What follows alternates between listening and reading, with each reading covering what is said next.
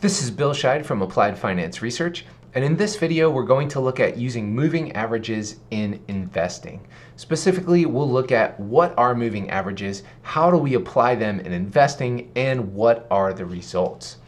So, what are moving averages? In their most simple form, moving averages are the mathematical mean of a set of price data over a specific number of bars. There are several benefits and uses of moving averages. First, they smooth price data by creating a continuously updated average price. They can be used to identify trends. They can be used to classify market type. They can also be used to determine support and resistance levels. And moving averages are very common type of indicator used in technical analysis. And the 50-day and the 200-day moving averages are widely used and generally considered to be important trading and investing signals. The concept of moving averages has been tested in the scholarly market literature and is an academically rigorous concept. You can see the research done by any of the authors here for more information about moving averages and the scholarly research behind them. So how do we apply moving averages in investing? Our portfolio moving average monthly asset allocation systems are driven solely by the concept of moving averages. They are very simple systems that generate powerful results, and in these systems, moving averages help us in a number of ways. The first is to assess market conditions across the world's major markets.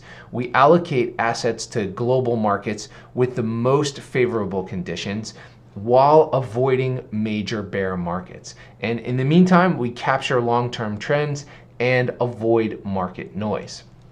So what kind of results can we generate with the concept of moving averages? On the right in blue, we're looking at backtest data for 3 portfolio moving average systems that we teach. The first column, labeled PMA low, is a system built for the objective of conservative growth with lower drawdowns, with the goal of outperforming the 60-40 buy and hold approach. And we can see that that system outperforms this 60-40 buy and hold on all metrics. So total return for buy and hold is 116%.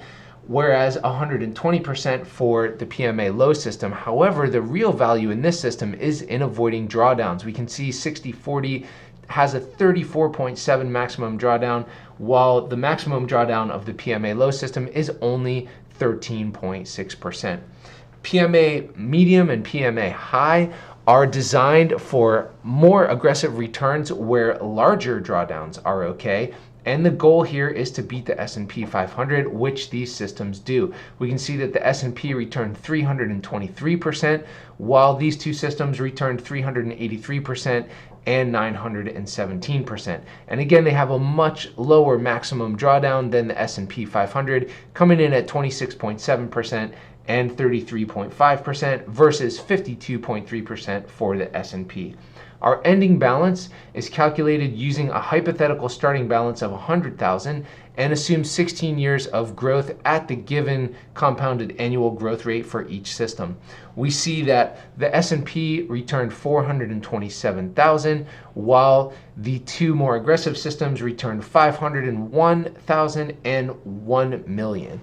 And that's on a fraction of the drawdown of the S&P, so we get a return to drawdown ratio that's much greater than that of the S&P. S&P came in at 6.2, and our 3 systems come in at 8.9, 14.3, and 27.4. So we can see in sum that the concept of moving averages in investing is a very powerful concept and produces really impressive results. This is Bill Scheid from Applied Finance Research. Thanks for watching and happy investing.